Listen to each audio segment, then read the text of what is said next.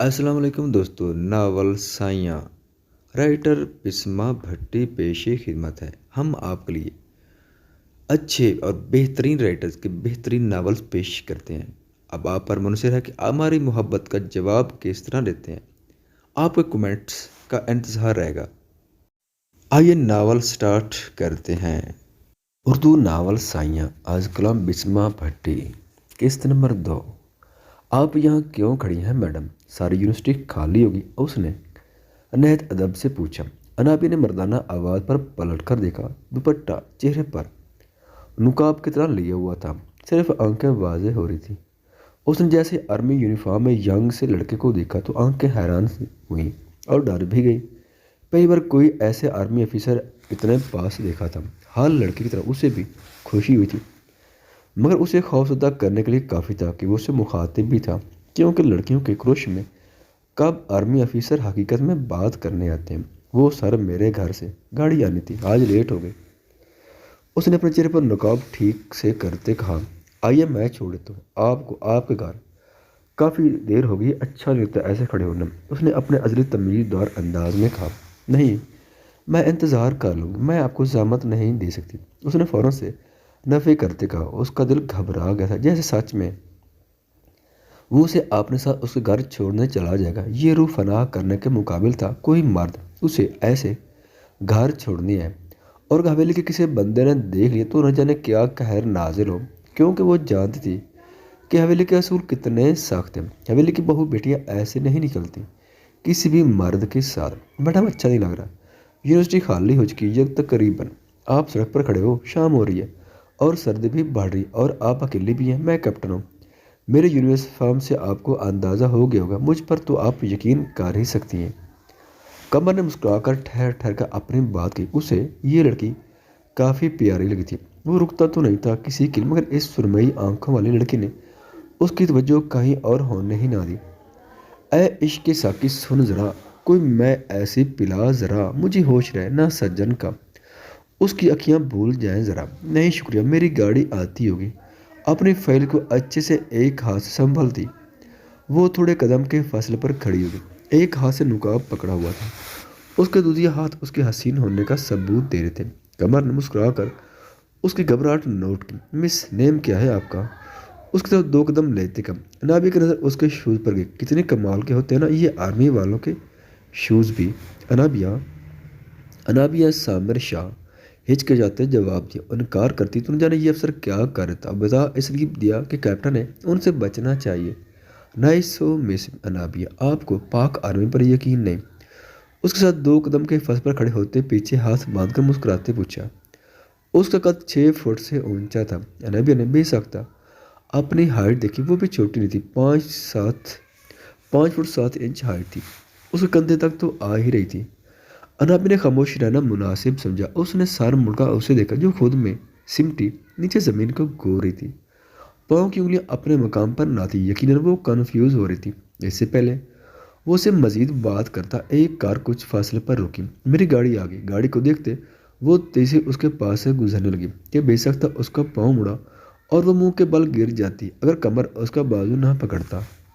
اتفاق یہ تھا کہ اس کی شال کندھوں سے نیچے ڈھال بن کر آ گئی اور دوپٹہ پورے چہرے کو احاطے میں لے گیا۔ اس صورت میں قمر کی قسمت میں نہیں تھا کہ وہ اس کی صورت دیکھ لیتا، اب تو وہ سرمئی آنکھوں تک چھپ گئی تھی۔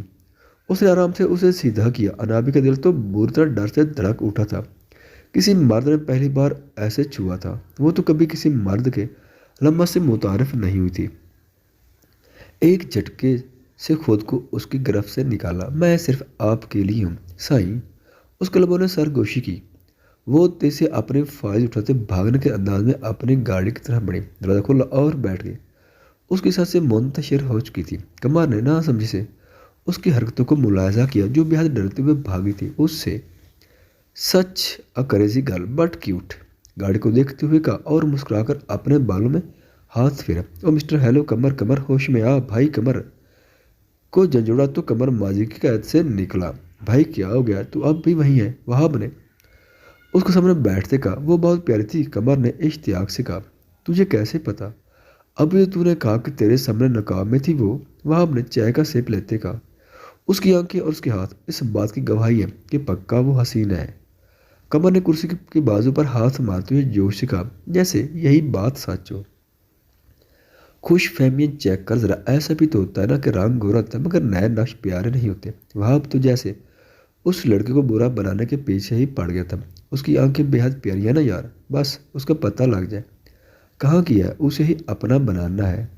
مزے سے انگڑائی لیتے کا، بس ایک بار دیکھا اسے۔ وہاب نے چائے کا آخر سپ لیتے ہوئے کہا، نہیں 4 دن وہاں تھا اور 4 دن لگاتار اسے دور سے دیکھا۔ پاس جانے کا کوئی حساب نہیں لگتا تھا اور جاتا بھی کیسے، بات بھی کیسے کرتا۔ وہ گیٹ سے نکلتی تھی، گاڑی میں بیٹھ جاتی اور چلی جاتی تھی۔ قمر سبقت گیر اپنے دل کا دکھ اپنے دوست کے سامنے عیاں کر تھا۔ میں صدقے جاؤں، واری جاؤ میرا معصوم دوست۔ اس کی معصوم صورت پر وہاب نے باہیں پھیلائی، اس کی طرف آتے کا دفع ہو جا۔ قمر اس کا بازو چٹکے، ڈونٹ وری دوست، مل جائے گی، پتہ بھی ڈھونڈ لیں گے ہونے والی بھابھی کا۔ وہاب نے ہنستے کا، قمر بھی مسکرا دیا۔ وہ چند پل کی بات اس کو دیکھنا جیسے زندگی کا حاصل ہو گیا تھا۔ ہزار حسین لڑکیاں دیکھی تھی مگر اس نقاب کی اور اس میں ان حسین آنکھوں کی بات ہی کچھ اور تھی۔ بی جان، میں یونیورسٹی جا رہا ہوں، اپنے شال کو اچھے اپنے گرد لیتے۔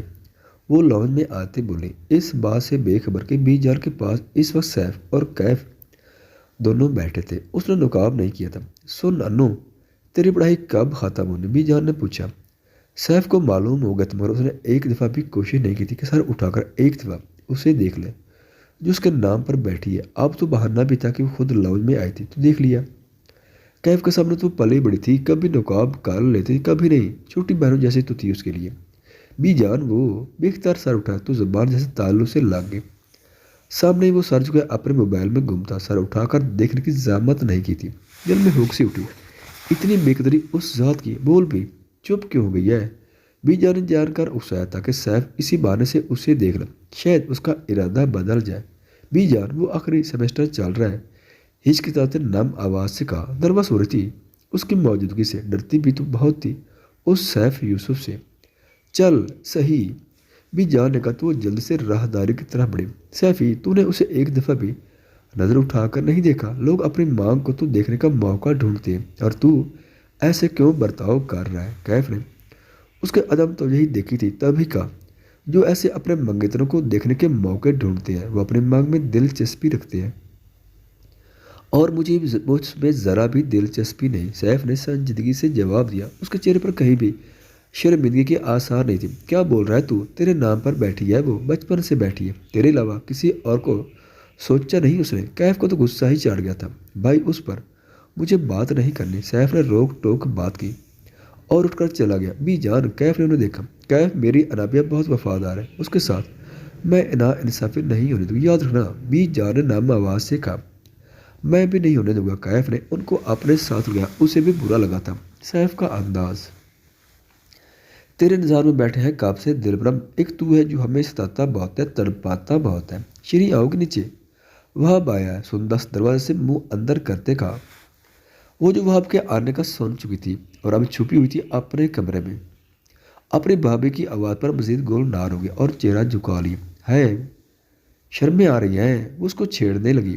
نہ کرے نا بھابھی، وہ اس کے نام پر سرخ پڑتی چہرہ دوسری طرف کر گئی۔ ارے وہ مزید بولنے لگی تھی کہ پیچھے سے وہاب نے چپ رہنے کا اشارہ کیا تھا۔ وہ بنا آواز کے ہنس دی اور چلی گئی۔ وہاب چلتا اس کے پیچھے کھڑا ہو گیا، اب اسے انتظار تھا کہ یہ پلٹے اور اسے سرپرائز کر دے۔ بھابھی آپ مجھے تنگ نہ کریں، میں ان سے بہت ناراض ہوں، ایک تو اتنی دیر لگا کر آیا ہے، آرمی تو جوائن کر لیں، لیکن مجھے بھول گئے ہیں۔ وہ کھڑکی کے پاس کھڑی وہ اپنی بھابھی کو شکوہ کر رہی تھی مگر اس کی بھابھی کی آواز نہیں آ رہی تھی۔ اس سے پہلے وہ پلٹتی مردانہ کلون کی خوشبو نے اسے اپنی جگہ ساکت کر دیا، اس کی سانس بھی رک چکی تھی، دل نے سپیڈ پکڑ لی تھی۔ وہ پہچان گئی تھی اس کی موجودگی۔ کون کافر بھول گیا آپ کو؟ بھاری گمگیر آواز اس کے کانوں کے پاس آئی۔ اس نے دھڑکتے دل سے آنکھیں بیچ لی۔ وہاب اس کی حالت بخوبی جانتا تھا اور محظوظ بھی ہو رہا تھا۔ اس نے دونوں ہاتھ اس کی طرف میں کھڑکی کی دیوار پر رکھے، شیریں خود میں سمٹی، ایک قسم کا وہ اس کے حصار میں آ گئی تھی۔ کس کافر کو آپ بھول گئی؟ اس کے کان میں سرگوشی کی، آپ کو گلا تار کر دے، معصوم انداز میں شکوہ کیا۔ ایسا کیسے ہو سکتا ہے؟ میں تو تم سے کسی پل بھی جدا نہیں ہوا، پھول سے کبھی خوشبو کو جدا ہوتے دیکھا ہے؟ ہنوز بھاری آواز میں اس کے جسم میں کپکپی سی لگا دی۔ شری نے سر جھکا لیا، گال تو سرخ ٹماٹر ہوئے پڑے تھے۔ اتنی دیر بعد آیا ہوں، ملو گے نہیں؟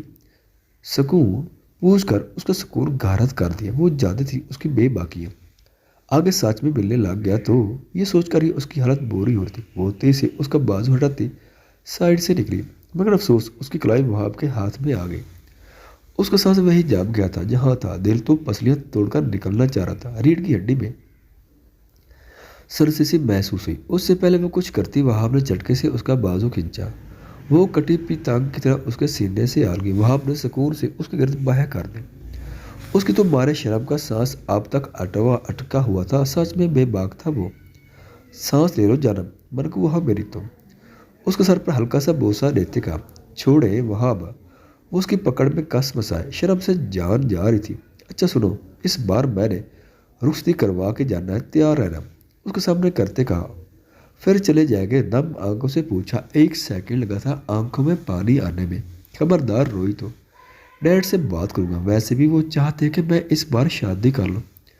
وہ اس کی نم آنکھوں کو دیکھتے بولا، پلیز ابھی آئے ہیں، جانے کی بات نہ کریں فی الحال۔ اس کے بازو کو اپنے گرد سے ہٹاتے کہا، وہاں ہم نیچے ڈیڈ بلا رہے ہیں۔ تبھی سندس نے آ کر کہا، آیا بھابھی؟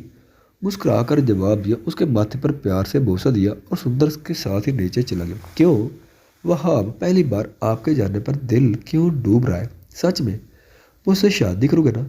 اس کے دل میں انجانا خوف بیٹھ گیا تھا، جیسے وہاب کی بات کھوکھلی ہو یا وقت ملنے نہ دے۔ ماما آپ دونوں چلے جاؤ نا، میں ڈیڈ کے ساتھ رہوں گا، آپ اس کیس نہیں دیکھنا اگر میں ساتھ چلا گیا، زامل نے مصروف سے انداز میں کہا۔ وہ اس وقت لیپ ٹاپ پر کیس دبا کر ای میل ٹائپ کر رہا تھا۔ نہیں بیٹا جی، آپ کے ڈیڈ بھی جا رہے ہیں پاکستان۔ زوبی نے ہنس کر اس کے بال بگڑے اور ساتھ بیٹھ گئی۔ ماما پر جاننا کیوں ہے؟ گردن مڑ کر اپنی ماں سے پوچھا۔ ہو شادی نہیں کرنی، زوبی نے آنکھیں دکھاتے کہا۔ اچھا ماما پلیز، ماں ہم کا سوچے، میرا موڈ نہیں ابھی۔ یہ تو شوق کے خون میں تھا کہ انہیں شادی کے نام پر گشی تاری ہو جاتی تھی، چاہے پسند ہی کیوں نہ ہو، یا کوشش ہوتی کہ ان کی شادی کے لیے منت ترلا کیے جائے۔ تم جانتے ہو ملیحہ تمہاری منگیتر ہے، تم دونوں سے کچھ بھی نہیں چھپایا ماں نے۔ بیٹا فرید مجھ سے بار بار پوچھا ہے کہ ہم کب بار ہیں، اچھا نہیں لگتا میں بار بار ٹالوں۔ پچھلے سال سے ٹال رہی ہوں انہیں شادی کے لیے، اب زیادتیاں ان کے ساتھ، زوبی نے پیار سے کہا۔ انہیں اپنے بچے بنانے تھے جو جانتے بوجھتے ہوئے بھی سنتے نہیں تھے۔ ماں ہم سے پوچھا ہے آپ نے؟ زامن نے لیپ ٹاپ بند کر کے اپنے ماں کو دیکھتے پوچھا، کس بارے میں؟ تبھی ماں ہم تن فن کرتی کمرے میں آئی۔ باپ کٹ گرے بالوں میں وہ کوئی ہالی ووڈ کی ہیروئن لگ رہی تھی۔ بلیک لیدر کی jacket, long shoes, black jeans, ہاتھ میں معمول کے مطابق انگوٹھیاں۔ وہ یقیناً باہر سے آئی تھی ابھی بھی۔ یہ تم کیا بنی ہوئی ہو؟ زب نے دانت پیس کر کہا۔ ماں وہ آج چھوٹا سا لا کا فنکشن تھا اسکول میں، بس اس لیے ایسے گئی۔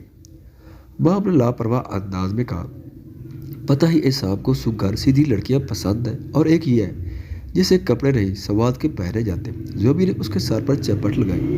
اوہو ماں، اس شام شام کے سیدھے مت پڑیے گا، آپ کی باتوں سے لگتا ہے نہایت ٹپیکل مرد ہے اور شادی کے بعد ٹیپی مالک شوہر ہوگا۔ میں نے آنکھیں گھما کر کہا۔ اسے کبھی کبھی لگتا تھا زوبیہ اس کی ماں کم اور احسان کی زیادہ ہے۔ شرم کرو، جا رہے ہیں پاکستان ہم اس ہفتے، تمہارا لا کا اسکول بھی ختم ہو چکا ہے، اب تم دونوں مائنڈ بنا لو شادی کا۔ زوبی نے اٹل فیصلہ سنایا اور اٹھ کر کمرے سے چلی گئی۔ سیریسلی بھائی، مطلب شادی اتنی جلدی؟ ماں نے صدمے سے زامل کو دیکھتے کہا۔ زامل کے نہ چاہتے ہوئے بھی ہنس سے نکل آئے، اس کی بہن کیوٹ ہی اتنی تھی۔ کوئی بات نہیں میرا بچہ، اس نے ہنس کر اس کے بال بگاڑے۔ آپ نے تو کہنا ہے، آپ کی تو من کی مراد پوری ہو رہی۔ ماں نے منہ بناتے کہا، ہاں بالکل، اور تمہارا بھی، سب جانتا ہوں رات کو کون اسام شاہ کی پروفائل چیک کر کے سوتا ہے۔ زامل نے ہنستے اس کی ٹانگ کھینچی اور اسے بت بنا چھوڑے کمرے سے نکل گئے۔ یار بھائی کو کیسے پتا؟ ماں نے آنکھیں بیچتے کہا کہ اس کی چوری پکڑی گئی تھی۔ وہ اپنے دھیان پر اوپر جاتی، ساتھ ہی ساتھ دوپٹے سے بھی الجھ رہی تھی۔ میں نے کہا بھی تھا آپ ہی سے کہ ایسا سلک کا دوپٹہ نہ لے کر آئے، سر پر نہیں ٹکتا، مگر سنتی کہاں ہے میری؟ وقت ڈالا ہوا اس اکیلے نے، مجھے آگاہ جانا دیکھ لیا تو جان نکال دے گے۔ اپنے دھیان بولتے الجھتی جا رہی تھی، جیسے ہی آخری سیڑھی سے دائیں طرف مڑی تو کسی سے زوردار تصادم ہوا، بے سکتا اس کی چیخ نکل گئی۔ مقابلہ تیز سے اس کا ہاتھ پکڑا ورنہ وہ سیڑھی سے نیچے گر جاتے۔ دوپٹہ ہوا میں لہراتا اس کے چہرے پر آ گرا اور وہ خود ہوا سے بھاگتا سی، خود کو ہوا میں معلق پار تھی۔ اس کی سانس اوپر کی اوپر نیچے کی نیچے تھی، ابھی تو صحیح جا رہی تھی اور کون ہو سکتا ہے اس کے سامنے؟ اس کی تو کسی غیر کا سوچتے ہی جان نکل رہی تھی۔ مقابل اس کا ہاتھ کھینچا، وہ لہراتی اس کی طرف کھینچی چلی آئی۔ جیسے ہی اس نے سامنے کھڑا کیا، دوپٹہ چہرے سے سرکا اور یہاں عرابیہ کی ہوش و حواس واپس آئے۔ اسے نہیں علم تھا کون ہے سامنے۔ اس ڈر سے تیز سے کوب کا پشت اس کے سامنے کر دیا۔ دوپٹہ سرک چکا تھا، زمین بوس ہو گیا تھا اور اس کے لمبے براؤن بال جو کمر سے نیچے کسی آبشار کی طرح جھول رہے تھے، مقابل کو چونکنے پر مجبور کر گئے۔ انابی کو ڈھیروں شرم نے آر گرا، نہ جانے کون تھا اس کے پیچھے، اور وہ بنا دوپٹے کے ایسے کھڑی تھی۔ اس کی سانسیں منتشر تھی، بنا دوپٹہ اٹھائے نیچے جا نہیں سکتی اور دوپٹے کے بنا اس کے سامنے کھڑے ہونے کی ہمت نہ تھی، اور دماغ کام نہیں کرتا کہ جھک کر دوپٹہ ہی اٹھا لے۔